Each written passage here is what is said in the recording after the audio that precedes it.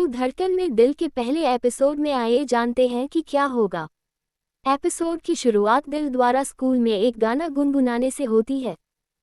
वह अपनी मदहोशी से बाहर आती है जब उसके दोस्त उसके पास आते हैं और मजाक में पूछते हैं कि क्या उसकी मम्मी नंदिनी भी उसके पिता की तरह मिस्टर इंडिया बन गई है। नाराज होकर दिल उनमें से एक पर पत्थर फेंकती है।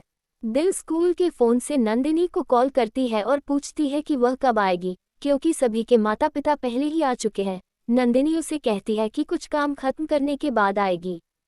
कॉल के द्वारा नंदिनी को एक देनदार का फिर से कॉल आता है, जो उसे चेतावनी देता है कि अगर उसने आज 5,000 की किस्त का भुगतान नहीं करेगी तो वह उसका ट्रक जब्त कर लेगा। दिल बातचीत सुन लेती है और चिंतित हो जाती है। नंदिनी के विनती करने के बावजूद देनदार नहीं मानता और उसका अपमान करता है। दिल चुपचाप चली जाती है और दिल स्कूल के गेट पर नंदिनी का इंतजार करती है। तभी उसकी सहेली रामलीला मंडली के ट्रक को देखती है और दिल को शामिल होने के लिए आमंत्रित करती है। दिल ये कहते हुए मना कर देती है कि उसकी माँ ने उसे गाने से मना किया है। दोस्त उसे थोड़ी देर के लिए मना लेते हैं। दिल सहमत हो जाती है और उनके साथ चली जाती है। नंदिनी स्कूल पहुंचती है और शिक्षिका से दिल के बारे में पूछती है। शिक्षिका नंदिनी को देर से आने के लिए आलोचना करती है और कहती है कि दिल गेट पर है, लेकिन जब गेट पर जाती है तो दिल को नहीं देखती। नंदिनी और शिक्षिका दोनों मिलकर दिल को खोजना शुरू करती है। इस बीच रामलीला मंडली के कर्मचारी दिल के दोस्त को बताते हैं कि हनुमान की भूमिका के लिए ऊंचाई से रस्सी के सहारे उठाया जाना आवश्यक है। ऊंचाई के डर के कारण दोस्त मना कर देता है। मंडली उसे भूमिका निभाने के लिए 5,000 की पेशकश करती है, लेकिन वह फिर भी मना कर देता है। रकम सुनकर दिल भूमिका के लिए खुद आगे आती है। तभी उसके दोस्त उसे ऊंचाई के डर की याद दिलाते हैं, लेकिन दिल इनकार करती है। कर्मचारी उसे भूमिका दे देते हैं। तभी स्कूल के गेट के बाहर नंदिनी देखती है कि दिल का टिफिन एक भिखारी के पास है। तभी नंदिनी उसके पास दौड़ते हुए जाती है और पूछती है कि दिल का टिफिन तुम्हारे पास कैसे आया। तभी भिखारी बताती है कि बच्ची ने मुझे भूखा देखा तो अपना टिफिन मुझे दे दिया। तभी नंदिनी पूछती कि दिल कहाँ है, तो भिखारी बताती है कि वह एक रामलीला मंडली के साथ ट्रक में बैठकर चली गई, अभी 5 मिनट पहले।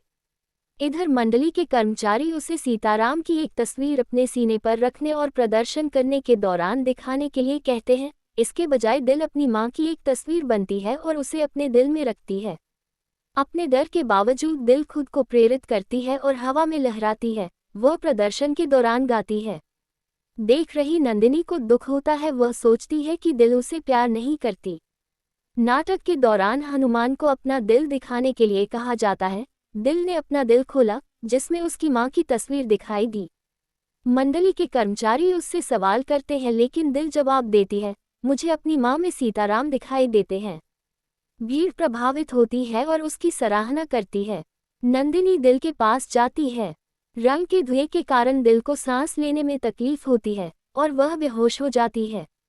नंदिनी उसे अस्पताल ले जाती है। डॉक्टर का कहना है कि दिल को गंभीर सांस लेने में तकलीफ है।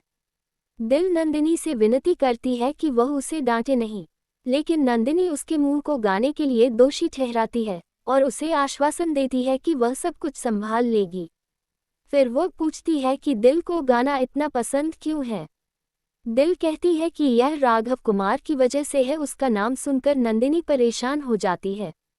बाद में दिल नंदिनी को बिलों का भुगतान करने के लिए संघर्ष करते हुए देखती है, जबकि इन पुरुष अपने पत्नियों की मदद करते हैं। नंदिनी को एक कॉल आती है जिसमें देरी के कारण डिलीवरी रद्द करने के बात कही जाती है। ये सुनते ही नंदिनी घुटनों के बाल गिर जाती है। दिल उसके पास जाती है और उसे कहती है कि वह चाहती है कि एक पिता हो जो उसकी मां का देखभाल करे। उसके आगे नंदिनी क्या कहती है जाने अगले एपिसोड में। और हमारे YouTube चैनल पर बने रहे और लाइक सब्सक्राइब जरूर करें। धन्यवाद।